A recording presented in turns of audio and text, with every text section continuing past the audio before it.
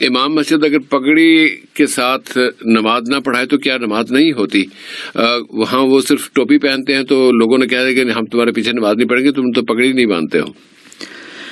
جس صاحب یہاں پر اس بات پہ ہم توجہ دے سکتے ہیں کہ بے شک پیارے نبی صلی اللہ علیہ وسلم نے عمامے کا استعمال کیا ہے، اس بات کا تو ذکر ہمیں ملتا ہے، لیکن جب ہم تحقیق میں جاتے ہیں کہ بے شک پیارے نبی کے لباس میں یہ بات شامل تھی، اس اعتبار سے اگر کوئی پہنتا ہے یہ بہتر ہے۔ لیکن جب علماء نے نماز کے احکام کے بارے میں تحقیق کی کہ نماز کے اندر فرائض، واجبات، مستحبات یہ کون کون سے احکام ہیں، ان میں کسی بھی عالم صاحب نے نماز میں سر چھپانے کو نہ فرائض میں شمار کیا ہے، نہ واجبات میں، نہ مستحبات میں، کسی نے اس بات کا ذکر نہیں کیا ہے۔ تو ایک مباحات میں علماء نے شامل کیا ہے کہ اگر آپ پہنتے ہیں ٹھیک ہے، نہیں پہنتے ٹھیک ہے۔